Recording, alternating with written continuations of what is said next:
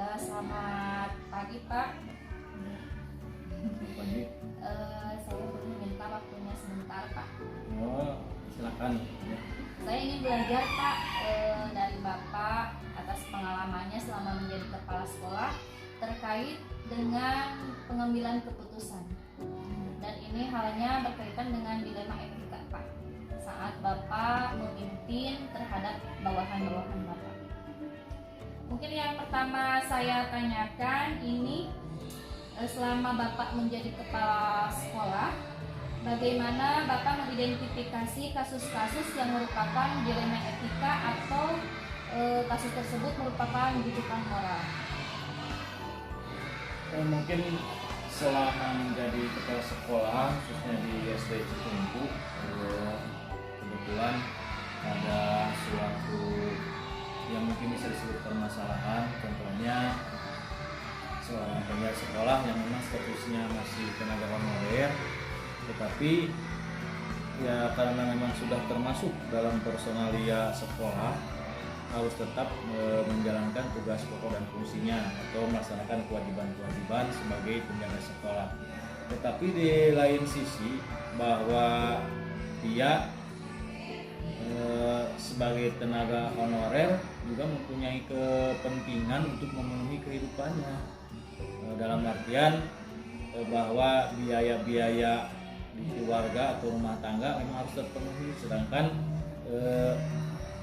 mungkin honor sekolah itu tidak mungkin mencukupi kebutuhan dia, sehingga kita ada suatu dilema. Di satu sisi kita menuntut tentang kewajibannya, tetapi di sisi lain penjaga tersebut tidak mungkin menutupi segala kebutuhan sehari-harinya hanya mengandalkan dari honor sebagai tenaga sukarelawan di STC Citumpu, sehingga kita mungkin ada suatu dilema sebetulnya apa yang harus kita lakukan terhadap dia, ya, tentang tuntutan-tuntutan kewajiban di sekolah. Baik Pak, jadi pada intinya mungkin dilema ini ada dua keputusan yang sama-sama berat ya Pak ya? Kemudian Pak, selanjutnya ketika memang Bapak dihadapkan pada dua keputusan yang sama-sama itu berat dan sama-sama sebuah keputusan yang benar, kira-kira bagaimana cara menyikapinya?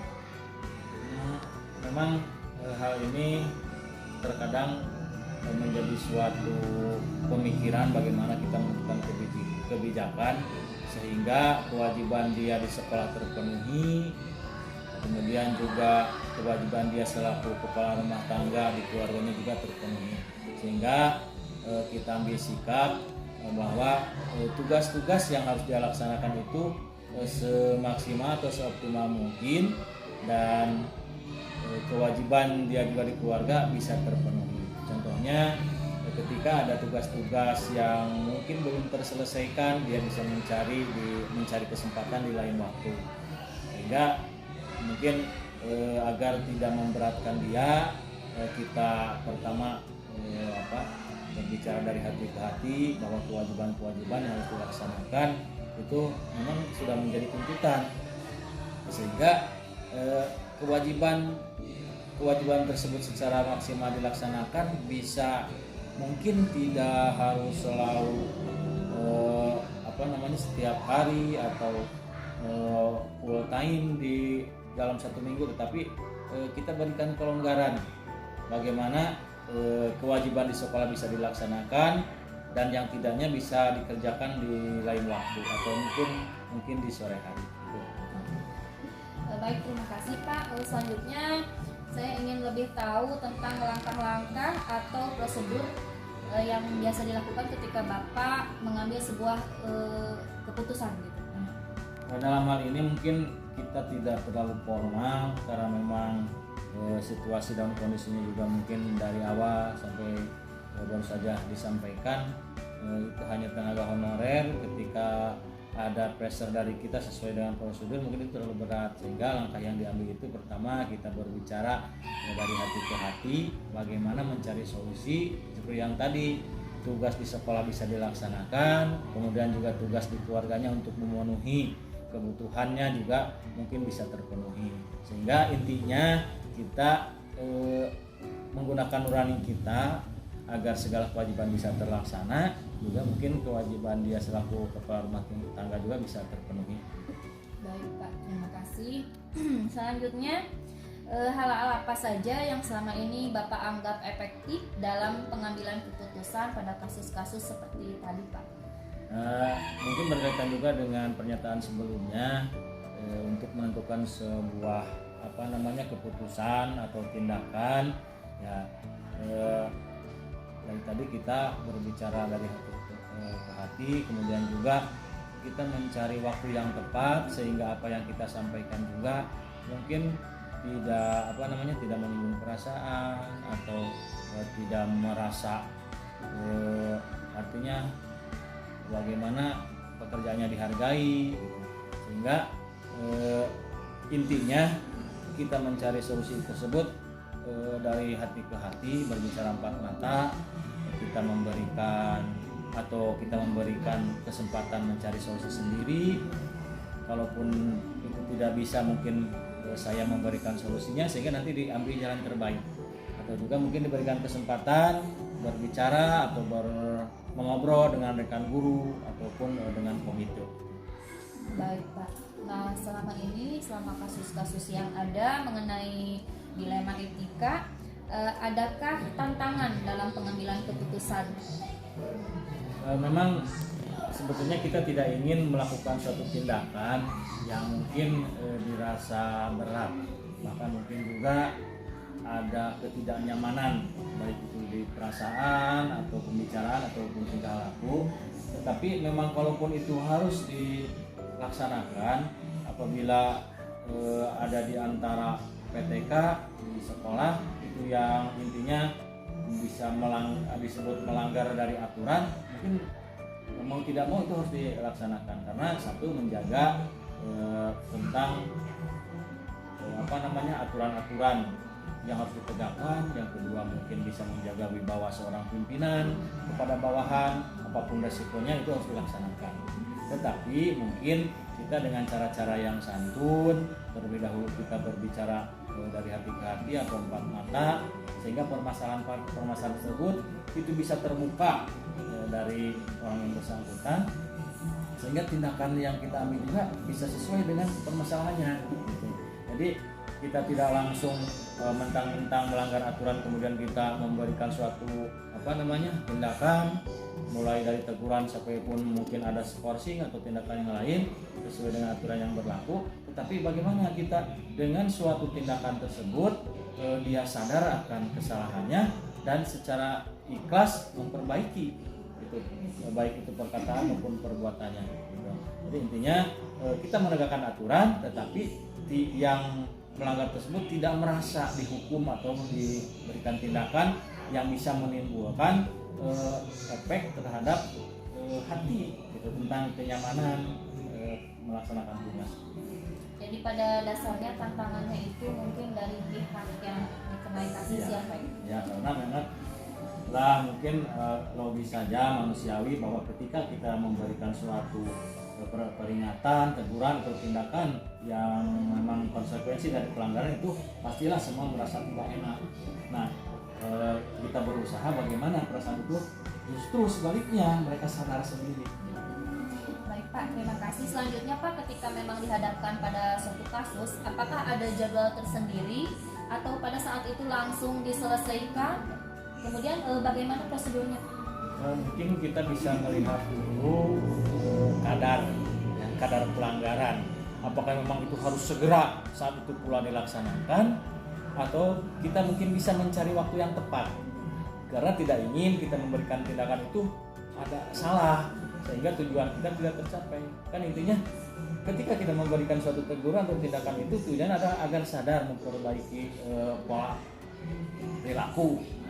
Nah, sedangkan kalau kita salah, mungkin ya tidak diharapkan hasilnya pun akan lebih buruk lagi, bahkan bertambah buruk. Jadi intinya bagaimana memberikan suatu tindakan, tetapi tindakan tersebut disadari dan bisa memperbaikinya, sehingga intinya bisa mungkin di saat itu juga memberikan suatu peringatan atau tindakan, atau mungkin kita mencari waktu yang tepat gitu, agar tujuan tercapai.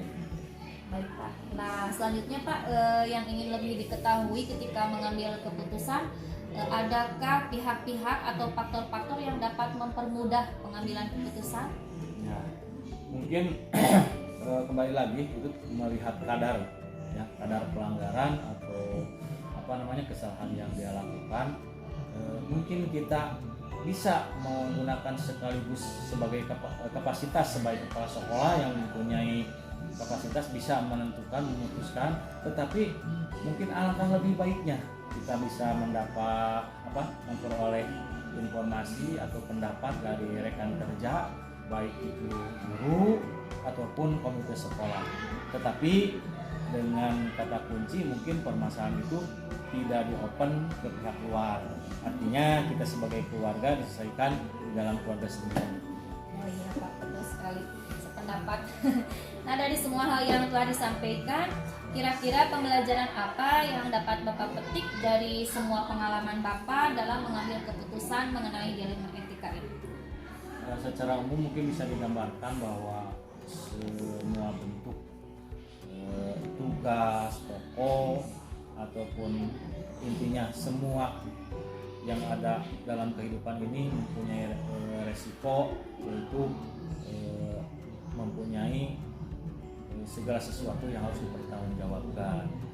Intinya bagaimana kita menyikapi bahwa kita itu berada di posisi mana, harus berbuat seperti apa, yang intinya adalah sadar akan hak dan kewajiban, gitu ya, bahwa semua itu kita tidak bisa seenaknya berbicara atau berperilaku hanya sesuai keinginan kita, tetapi ada aturan-aturan yang mungkin yang berlaku yang bisa kita jadikan pedoman. Baik Bapak, terima kasih sharingnya tentang pengalaman-pengalaman dalam hal pengambilan keputusan selama menjadi kepala sekolah terhadap bawahannya. Terima kasih segala waktunya. Alhamdulillah saya banyak belajar. Mudah-mudahan kebaikan Bapak bisa menjadi ladang hidup. Amin ya robbal alamin. Terima kasih ya Pak. Sama-sama. Bu, Siang, mohon maaf saya mengganggu waktunya. nggak apa-apa. Ada yang bisa dibantu, tapi maaf seandainya ada kata-kata yang tidak pas untuk Neng. Akan banyak sekali yang perlu dibantu Bu. Saya mau banyak belajar tentang pengalaman Ibu mengenai pengambilan keputusan khususnya tentang dilema etika. Insya Allah, Insya Allah. Iya Bu, yang pertama kali saya tanyakan bagaimana Ibu dapat mengidentifikasi kasus-kasus yang merupakan dilema etika atau bujukan moral. Mungkin ini di sekolah ya. Iya. Kalau di sekolah kan banyak ada saja gitu. Seperti misalnya ada guru yang honor, yang sukuan. Kalau yang sukuan itu kan kalau di sekolah kan tidak full kayak PNS. Kalau PNS ya otomatis harus mengikuti aturan-aturan yang sudah ditetapkan. Tetapi kalau untuk sukuan kita tidak bisa tok seperti aturan yang kayak PNS, karena dia juga di samping di sekolah harus bekerja karena membutuhkan juga. Terus dia juga karena tidak mungkin tidak cukup, jadi ada usaha di lain sekolah, di luar sekolah mungkin itu. Terus tadi bujukan moral. Kalau bujukan moral seperti apa ya contohnya teh? Seperti mungkin yang kalau dilema etika tadi benar, keputusan yang benar, lawan benar. Ya. Kalau bujukan moral itu sebaliknya Bu, jadi keputusan yang satu benar, yang satunya lawan salah gitu. Oh berarti itu mah kayaknya kalau ada sesuatu ya, Iya. kalau ada yang sesuatu yang tidak diharapkan, Iya. mungkin ya kita harus bisa mungkin itu ada peringatan dulu, teguran dulu. Kita punya atasan, berarti kita berbicara ke atasan bagaimana kalau terus-terusan tidak berubah. Kalau berubah ya alhamdulillah, berarti kita mudah-mudahan berhasil. Iya Bu. Terima kasih Bu. Jika selanjutnya nih seandainya ada sebuah kasus yang ketika Ibu mengambil keputusan dua-duanya adalah keputusan yang benar Bu, kira-kira yang dipertimbangkan apa? Seandainya ada keputusan harus kepentingannya itu, kebutuhannya itu, tapi kedua-duanya benar. Berarti kita harus melihat situasi dan kondisi. Iya. Ya, mudah-mudahan menghasilkan solusi yang terbaik. Iya. Jadi situasi dan kondisi ya Bu yang Ya, dilihat dulu. insya Allah. Selanjutnya Bu, untuk langkah-langkah atau prosedur apa yang biasa dilakukan oleh Ibu ketika hendak mengambil keputusan? Kita harus banyak membaca, kita juga harus banyak berkomunikasi kita di dalam organisasi ini misalnya, terus di luar juga sangat dibutuhkan, itu sangat bermanfaat. Berarti kita harus banyak, intinya ya membaca dan berkomunikasi dengan teman. Iya. Selanjutnya Bu, hal-hal apa saja yang selama ini dianggap efektif dalam pengambilan keputusan pada kasus-kasus dilema etika seperti tadi? Berarti yang tadi itu banyak komunikasi, misalnya dilihat dari situasi dan kondisi. Misalnya efektif hari ini ya hari ini, kalau ada misalnya bisa untuk lain kali, seandainya tidak bisa diselesaikan hari ini, tapi mudah-mudahan mah ada, karena kita banyak bertanya atau membaca. Selanjutnya Bu, untuk ketika membuat keputusan apakah ada tantangan Bu? Banyak. Pasti banyak Neng, tantangan itu. Setiap kita mau mengambil keputusan, ada kegiatan apa, itu selalu ada tantangan. Tidak, misalnya kita akan membuat rencana ini sesuatu, misalnya terus dikomunikasikan, dirapatkan, hasil musyawarah kadang sudah mufakat juga, ada yang tidak diterima atau tidak enak atau tidak setuju, kadang muncul juga. Tapi berarti kita harus bagaimana lagi hasil keputusan tadi, jadi kita terus ke yang tidak enak tadi misal atau tidak setuju, ya kita lebih berbicara halus, lebih bijaksana lagi menceritakan atau komunikasi yang supaya dia sampai mengerti. Iya. Banyak tantangan itu selalu ada. Mudah-mudahan kita dapat ada solusi untuk ini tantangan itu. Baik Bu, selanjutnya ketika ada kasus dilema etika nih Bu, apakah Ibu punya jadwal tersendiri untuk menyelesaikan atau ketika ada kasus langsung diselesaikan? Kalau ada kasus mungkin lihat situasi dan kondisi. Ada yang emergensi, misalnya kita kasusnya ini harus diselesaikan, ini juga harus diselesaikan, mungkin itu berarti kita langsung. Ada yang emergensi, berarti itu yang harus didahulukan. Jadi cenderung dilihat dulu kasusnya Ya. Kalau misalkan emergensi harus saat itu juga. Ya, masa misalnya ada yang tertabrak, di sini ada, harus dibiarin kan, harus bisa kita tolong. Iya. Seperti itu kayaknya nih. Iya. Selanjutnya Bu, ketika membuat keputusan, adakah pihak-pihak atau faktor-faktor yang mempermudah Ibu ketika membuat keputusan?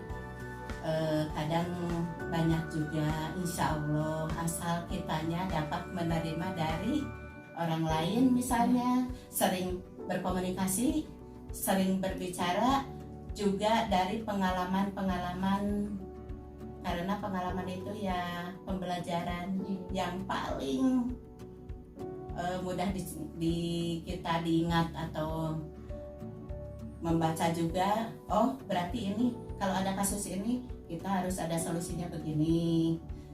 Dari obrolan juga kita berkumpul, dari obrolan kita dapat ambil hikmahnya banyak, insya Allah, mudah-mudahan. Iya. Jadi faktor yang mempermudah itu salah satunya adalah pengalaman ya Bu ya. Ya. Karena memang sudah pernah terjadi, jadi ketika ada kasus Nah, bisa dengan yang lama gitu ya, ya, Bu ya. siap. Selanjutnya Bu, ini yang terakhir Bu, dari semua hal yang telah disampaikan, pembelajaran apa yang Ibu dapat dari pengalaman Ibu selama menjadi kepala sekolah terkait pengambilan keputusan di dalam etika? Pengambilan dilema hikmahnya itu, kalau di sekolah selama menjadi kepala sekolah itu, di sekolah itu membuat rekan kerja dengan kondusif, insya Allah. Kalau kita kondusif berarti segala sesuatu akan disepakati bersama, insya Allah menghasilkan keputusan yang terbaik. Jadi salah satunya adalah kondusif dengan rekan kerja. Tidak ada jenjang antara misal kepala sekolah dengan guru, kita sama-sama sama-sama rekan kerja disebutnya juga, tidak ada pembatas, insya Allah kondusif. Baik, Itu yang paling baik, yang paling diterapkan di sekolah. Baik Ibu, terima kasih ini sudah berbagi pengalaman Ibu saat membuat keputusan selama menjadi kepala sekolah kepada saya. Semoga apa yang diberikan Ibu bisa dijadikan contoh oleh saya. Terima kasih waktunya Ibu. Alhamdulillah, tapi yang jeleknya jangan dicontoh ya. Yang bagus mah itu mah ya dari Allah Subhanahu wa taala gitu ya. Yang jelek mah biarin aja gitu ya. Mudah-mudahan Neng segala sesuatu yang dikerjakannya cepat berhasil dan dapat diterapkan nanti seandainya sudah menjadi pimpinan. Amin. Ya. Terima kasih Ibu dukungannya. Amin. Cepat lulus. Amin. Selamat siang Pak. Siap. Mohon maaf saya mengganggu waktunya sebentar. Saya ingin belajar Pak dari pengalaman-pengalaman Bapak, terutama saat pengambilan keputusan yang berhubungan dengan dilema etika. Yang dimaksud dilema etika seperti apa? Jadi kalau dilema etika itu ketika situasinya dihadapkan pada benar lawan benar Pak keputusannya. Ya, kita misalkan ambil contoh gini lah. Kami mempunyai seorang operator kan, yang dimana kerja operator itu sendiri itu tidak terbatas, betul, tidak terbatas. Jadi ketika kita di satu sisi misalkan kerja operator, kerja kita di sekolah itu sesuai kelas belajar itu dari setengah 8 sampai jam 12 lebih harusnya kamu udah datang. Tetapi dengan adanya persoalan operator itu suka siang gitu ya. Karena apa? Karena dia itu bekerjanya itu bukan cuma pada jam kerjanya, tapi di rumah juga dia bekerja, mungkin sampai malam kerjanya. Nah, itu yang mungkin dapat dirasakan. Jadi untuk ketika memang tadi yang operator itu karena ada pekerjaan lain ya Pak ya, jadi kesiangan gitu ke sekolahnya. Kemudian ketika memang dihadapkan pada keputusan Bapak antara harus sekolah tepat waktu dengan memperhatikan kepentingan dari operator tersebut, bagaimana Pak kira-kira? Nah, kita kan gini, dengan aturan itu sekolah itu udah punya aturan waktu kan, tapi dia terlambat datang. Sebetulnya yang dikerjakannya itu karena pekerjaan sekolah juga, cuma dan dikerjakannya di rumah, bahkan sampai mungkin malam rumahnya. Jadi itu kita punya toleran juga kalau operator itu datangnya siang gitu, karena itu pekerjaan sekolah juga sudah pulang ke rumah, itu yang menjadi masalah. Tapi secara aturan mungkin itu kan tidak juga, yang tidak dibenarkan juga. Tapi kalau kan selain kita juga punya perasaan dia melaksanakan tugas juga di rumah. Oh gitu ya Pak. Jadi itu dilemanya ya Pak ya. Karena memang yang dibawa ke sekolah itu yang di rumah juga merupakan tugas dari sekolah ya Pak ya. Betul. Kemudian mengenai langkah-langkah Pak atau prosedur yang biasa Bapak lakukan ketika Bapak akan mengambil keputusan. Nah, ketika kita akan mengambil keputusan, yang pertama aturan dulu yang ada, ya aturan yang ada yang mengikat kita baik secara perundang-undangan, secara tertentu gitu ya. Dan itu, dan setelah itu aturan seperti ini kita melihat juga apa sebab akibat dari itu terjadi permasalahan.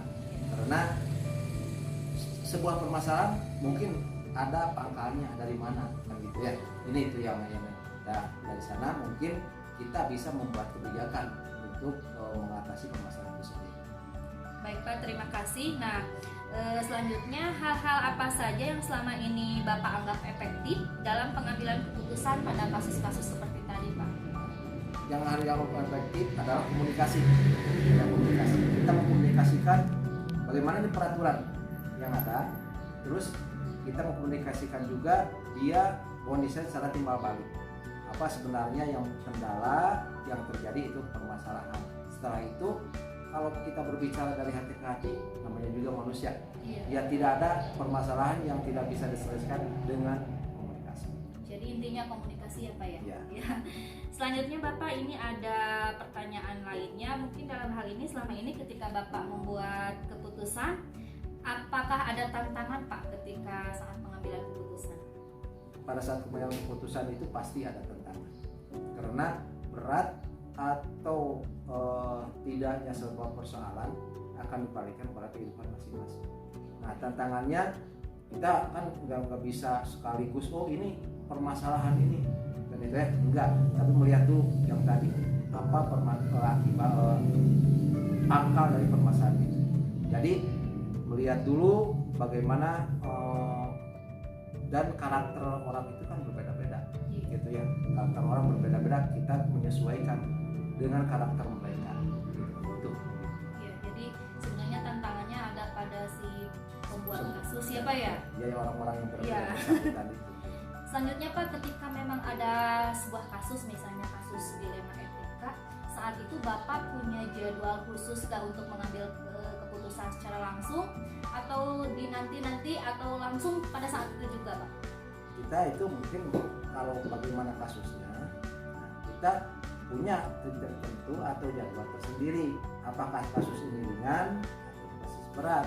Kalau misalkan dalam etika itu menyangkut orang lain, kan mungkin perlu juga waktu-waktu untuk kita mempelajarinya. Jadi ada punya waktu tertentu yang mungkin dijadwalkan oleh kita. Jadi kalau misalkan sekarang harus selesai itu tergesa-gesa, kemungkinan itu tidak bisa menyelesaikan masalah secara tuntas. Jadi lihat dari kasusnya ya Pak ya? Lihat dari kasusnya. Selanjutnya Pak, ketika ada kasus, adakah pihak-pihak atau faktor-faktor yang membantu Bapak untuk mengambil keputusan? Kita secara tugas, kalau berlaku tugas, apakah sebuah kasus ini yang tadi kembali lagi berat atau ringan, apakah bisa diselesaikan oleh kita, gitu ya. Kalau bisa diselesaikan oleh kita, kenapa tidak kita selesaikan? Tapi kalau kasusnya udah menyangkut orang lain yang berat, kita juga struktural kan punya atasan, kan gitu. Baik itu secara organisasi, secara lembaga, mungkin kita ada pengawas, kan gitu ya, atau ada K3S di sana, ada juga PGRI, itu juga merupakan stakeholder kita.